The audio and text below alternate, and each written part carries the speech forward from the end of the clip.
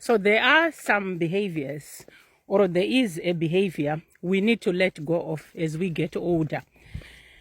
As we get or gain more experience in life, it becomes mandatory to learn new ways of doing, to learn new skills, to learn to do things differently, and not continue to live in survival, but to actually learn to thrive. So life is going to happen. There's going to be rejection. There's going to be disappointment. And when we experience this in life early on, we need to learn to cope. We need to find ways to adapt and adjust rather than react to a world that's going on as it does. We have experienced grief, these heartbreaks, these disappointments. And when we are at certain ages, as we get to our 40s, as we get to our 50s and 60s, it is important that we do not react in the same manner we were reacting in our 20s, ideally. We need to learn to cope and to adjust and to adapt. The problem with many people is, even as they get older, let's say they are faced with rejection in relationships, with heartbreak, they continue to kick, punch, spit, and hit. They continue to struggle immensely rather than learn from their early life experiences, learn to do things differently. Instead of communicating or expressing how they are feeling in a healthy way, instead of expressing their needs in a way that's healthy, they continue to react in relationships. This experience we have had early in life needs to shape us to learn to do things in a better way. So this is the reason why we need to learn tools to manage ourselves. This is the reason why we need to learn to self-soothe. This is the reason why we need a circle, people around us, a village, to help us or to support us. This is also the reason why we need purpose in life, something to do, something to give us a sense of, I need to do this for someone or for something, an animal, a charity or similar, or people. So we are finding that even as people get to their 40s, 50s, 60s, and 70s, they are still behaving like toddlers, some of them, like school-age children, others, like teenagers, the rest, because they have not learned to cope. They have a need to control. They have not learned to accept that the weather is going to do what the weather does, rather than look for an umbrella, a raincoat, a jumper, a jacket, a coat, and maybe something to wear in the sun to adapt to different weather styles. They still continue to hit and kick and spit and shout because they are dysregulated. So it is up to you, just like the weather, to learn that people, just like the weather, are going to challenge you. People are going to do what people do when they are in relationships, when you meet them in transactions or interactions. You cannot change people, but you have to change the way you respond to people.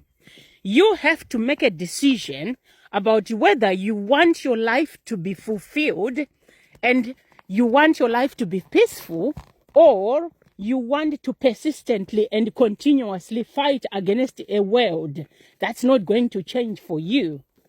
You have to change you. You have to change your outlook. You have to assess your responses. You have to learn to self-regulate. You have to learn to self-soothe. And you have to learn to distract when you've self-soothed. You have to learn to find people who are on the same page, a circle, a support system to go to so that you can vent, you can talk about your issues, you can get support. And you have to find somewhere where you can give with 5 love languages, or from the 5 love languages, give to the world something so that you are not fixated on yourself or on someone who's not interested in you. It is time, there comes a time in life where we have to learn to let go, where we have to accept that the dichotomy of control is a key, a system that's helpful for quality of life, because it helps you focus on things that are within your control. Let people go. Let people who they are. Let people show you what they are able to do, and then you decide whether what people are doing or are able to do is good for you. And then you choose your actions, not try to force people to be where they don't want to be who they don't want to be with who they don't want to be with, because it's you.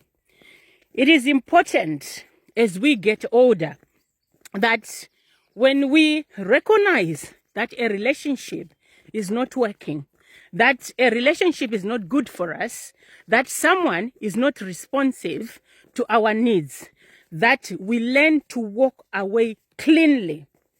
By cleanly, I'm not saying ignore someone. Learn to express what you are looking for. Observe whether this person is able to provide it.